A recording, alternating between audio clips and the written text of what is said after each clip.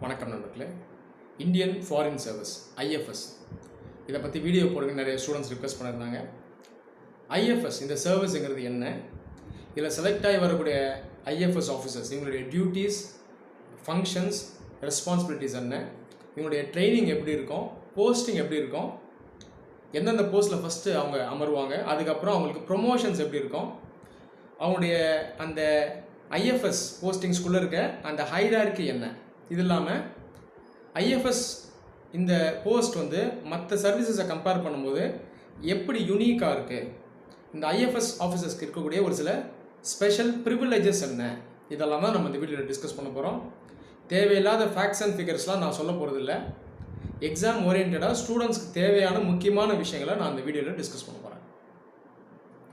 நிறைய ஸ்டூடெண்ட்ஸ் பார்த்தீங்கன்னா ஐஎஃப்எஸ் தான் கண்டிப்பாக வேணும்னு சொல்லுவாங்க. இதுதான் நிறையா பேர் நல்லதுன்னு சொல்கிறாங்க. சம்பளம் அதிகமாக, உலகம் ஃபுல்லாக சுற்றலாமா அப்படின்னு சொல்லுவாங்க. ஒரு சில பேர் பார்த்தீங்கன்னா செலக்ட் ஆகி இன்டர்வியூக்கே போயிடுவாங்க. ஆனால் அங்கே இருக்கக்கூடிய கேள்விகளுக்கு ஆன்சர் பண்ண முடியாது. ஐஎஃப்எஸ் இந்த ஆஃபீஸினுடைய டியூட்டி என்ன சொல்லுங்கன்னு கேட்பாங்க. நாளைக்கு ஐஎஃப்எஸ் ஆஃபீஸர் ஆகிட்டிங்கன்னா இந்தியாவுடைய இன்ட்ரெஸ்ட்டுக்காக எந்த மாதிரி வேலைகளை செய்வீங்க, இதை சொல்லுங்கன்னு கேட்பாங்க.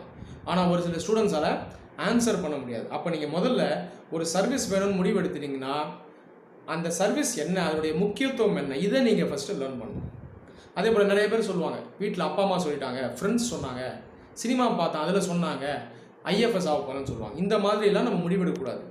ஒரு சர்வீஸை நம்ம எடுக்கணும் அப்படின்னு டிசைட் பண்ணோம்னா அந்த சர்வீஸினுடைய அந்த அம்சம் என்ன, முக்கியத்துவம் என்ன, அதில் இருக்கக்கூடிய பொறுப்புகள் என்ன, வாய்ப்புகள் என்ன, நாட்டுக்கு எப்படிலாம் நம்ம சேவை பண்ணலாம், இதெல்லாம் நீங்கள் ஃபஸ்ட்டு லேர்ன் பண்ணணும். அதுக்கப்புறம் தான் ஒரு முடிவு எடுக்கணும். நீங்கள் சிவில் சர்வீசஸ் எடுத்துக்கிட்டிங்கன்னா எந்த போஸ்ட்டும் வந்து உயர்வு தாழ்வுலாம் கிடையாது. ஒரு போஸ்ட்டுக்கும் அந்த மெரிட் இருக்குது. ஐஏஎஸ்க்குன்னு மெரிட் இருக்குது, ஐபிஎஸ்க்குன்னு செப்பரேட் மெரிட் இருக்குது, ஐஆர்எஸ்க்கு மெரிட் இருக்குது, எல்லா போஸ்ட்டுக்கும் மெரிட் இருக்குது, ஐஎஃப்எஸ்க்கும் ஒரு மெரிட் இருக்குது. இப்போ ஒரு சில சர்வீஸ் பற்றி நிறைய ஸ்டூடெண்ட்ஸ்க்கு அவேர்னஸே இல்லை. உதாரணத்துக்கு ஐஆர்டிஎஸ், ரயில்வே டிராஃபிக் சர்வீஸ், ரொம்ப முக்கியமான சர்வீஸ் இது.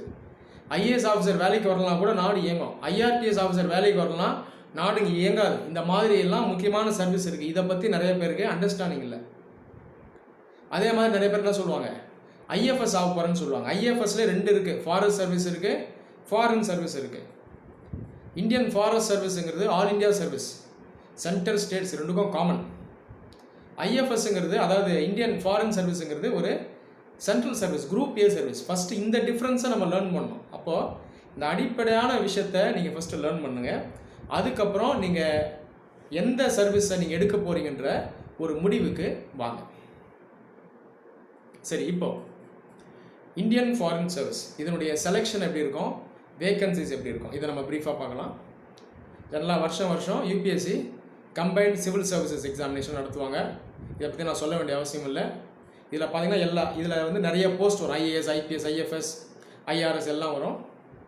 ஸோ ஃபைனல் ரேங்க் லிஸ்ட்டில் வர்றவங்க அவங்க எடுத்த ரேங்க் இந்த பேசிஸில் தான் அந்த போஸ்ட் அவங்களுக்கு அலோகேட் பண்ணுவாங்க. ஸோ டாப் ரேங்க்கில் வர்றவங்க அரௌண்ட் ஒரு ஃபஸ்ட்டு 140 போஸ்ட் ரஃபாக சொல்கிறேன் அப்ராக்சிமேட்டாக, இவங்கெல்லாம் ஐஏஎஸ் வரக்கூடிய வாய்ப்பு இருக்குது. அடுத்து ஒரு 35-40 ரேங்க்ஸ்க்கு வந்து ஐஎஃப்எஸ் ஃபாரின் சர்வீஸ், அதுக்கப்புறம் ஒரு 120-130 ரேங்க்ஸ்க்கு ஐபிஎஸ் போகும். மறுபடியும் அப்ராக்சிமேட்டாக சொல்கிறேன், இதுக்குள்ளே ரிசர்வேஷன் சிஸ்டமும் அப்ளை ஆகும். அப்போ இதில் பார்த்தீங்கன்னா ஐபிஎஸ், ஐஏஎஸ் ரெண்டையும் கம்பேர் பண்ணும்போது நடுவில் இருக்க ஐஎஃப்எஸ் பார்த்தீங்கன்னா லிமிட்டட் போஸ்டிங்ஸ் தான். ஸோ இதுக்கு டிமாண்ட் அதிகமாக இருக்கும். அதனால தான் இது வந்து மோஸ்ட் சாட் ஆஃப்டர் சர்வீஸ் அப்படின்னு நம்ம சொல்லலாம். நிறைய ஃபீமேல் கேண்டிடேட்ஸ் பார்த்தீங்கன்னா இதுக்கு ஆப்ட் பண்ணுவாங்க. ஃபஸ்ட்டு ப்ரிஃபரன்ஸ் ஐஎஃப்எஸ்ஸாக இருக்கும், அதுக்கப்புறம் ஐஏஎஸ் இருக்கும், அதுக்கப்புறம் ஐஆர்எஸ் இருக்கும். இப்போ நிறைய மேல் கேண்டிடேட்ஸும் ஐஎஃப்எஸ் வேணும் அப்படின்னு சொல்கிறாங்க. ஸோ ஐஎஃப்எஸ்னுடைய வேக்கன்சிஸ் செலெக்ஷன் இந்த மாதிரி தான் இருக்கும். அடுத்தது ஐஎஃப்எஸ் ஆஃபீஸர் இவருடைய டியூட்டிஸ், ஃபங்க்ஷன்ஸ், ரெஸ்பான்சிபிலிட்டிஸ், இதை பார்க்கலாம். இது ரொம்ப முக்கியம். இதை நீங்கள் லேர்ன் பண்ணணும். நாளைக்கு ஒரு ஐஎஃப்எஸ் ஆஃபீஸர் ஆனீங்கன்னா உங்களுடைய வேலை என்ன, இதை நீங்கள் என்னன்றதை ஃபஸ்ட்டு லேர்ன் பண்ணணும். ஐஎஃப்எஸ் ஆஃபீஸர்ஸ் இவங்களை கேரியர் டிப்ளமேட்ஸ் அப்படின்னு சொல்லுவாங்க. டிப்ளமேட்ஸ் அப்படிங்கிற யாருன்னா தூதர்னு சொல்லலாம். தூதர் அப்படிங்கிற ஒரு நாடு, இப்போ இந்தியா எடுத்துக்கிட்டிங்கன்னா நம்ம நாடு மற்ற நாடுகளுக்குள்ளெல்லாம் நல்ல ஒரு உறவு வச்சுருப்பாங்க. அப்போ இந்த உறவுகளுக்கு ஒரு இணைப்பு பாலமாக இருக்கணும். மற்ற நாடுகளோடு நமக்கு உறவு எப்படி இருக்குது, அதை நம்ம இன்னும் எப்படி சீரமைக்கலாம், மேம்படுத்தலாம், இதற்கான வேலைகளில் அவர் ஈடுபடணும், இதுக்காக உழைக்கணும். இதுதான் அவருடைய பேசிக்கான ஒரு ஃபங்க்ஷன்.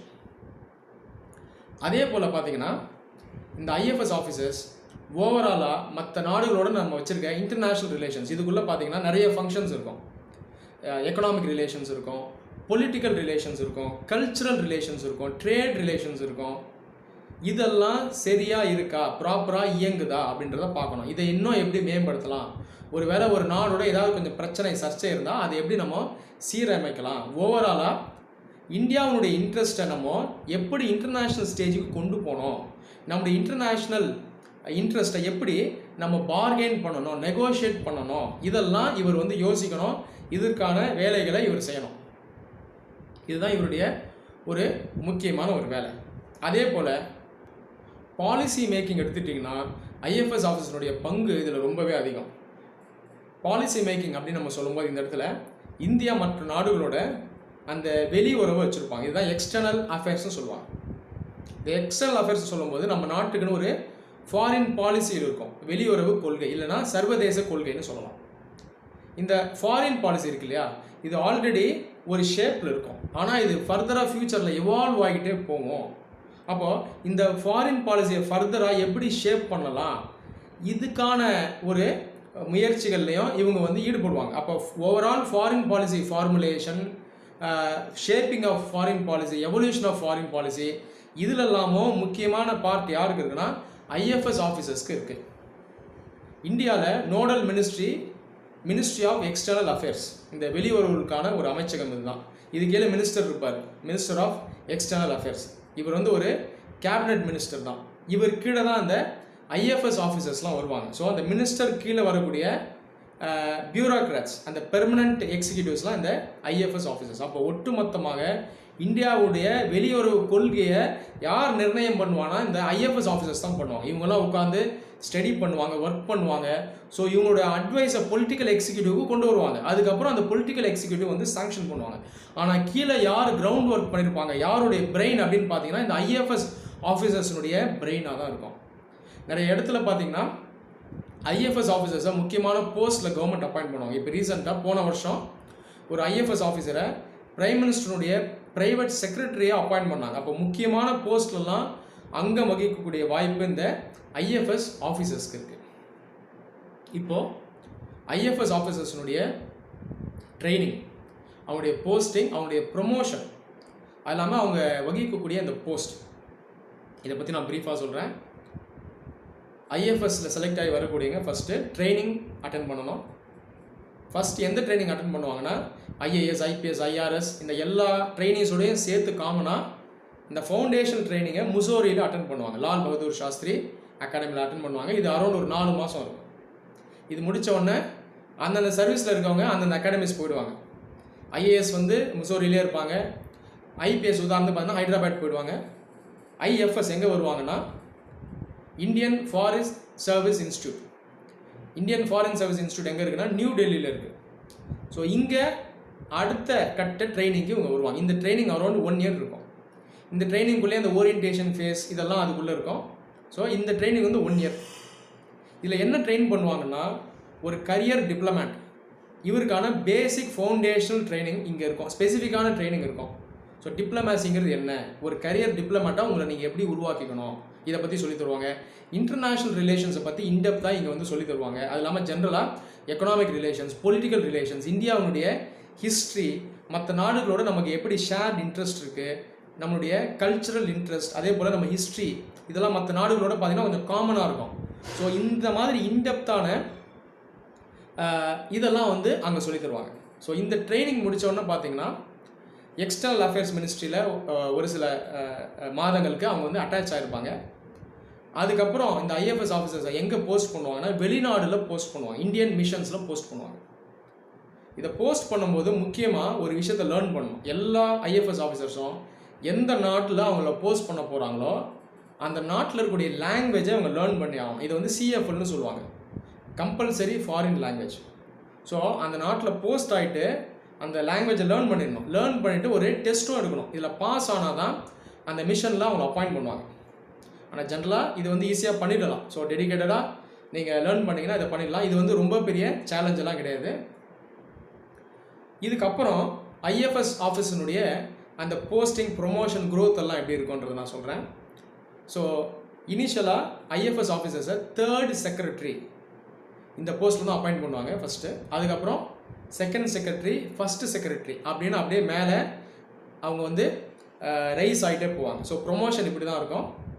சீனியர் மோஸ்ட் போஸ்டெல்லாம் என்ன அப்படின்னு பார்த்தீங்கன்னா கவுன்சிலர், மினிஸ்டர் இந்த மாதிரி போஸ்ட் இருக்கும்.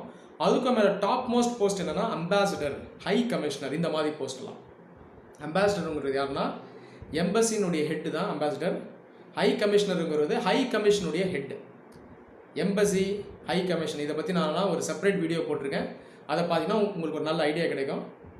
ஒருவேளை கன்சலேட் ஜென்ரல் அப்பாயிண்ட் பண்ணுறாங்கன்னா அந்த போஸ்ட்டில் அப்பாயிண்ட் பண்ணுவாங்க. வைஸ் கன்சல், கன்சலேட் ஜென்ரல், அதாவது கன்சல் ஜென்ரல் இந்த போஸ்ட்லலாம் அவங்கள அப்பாயிண்ட் பண்ணுவாங்க.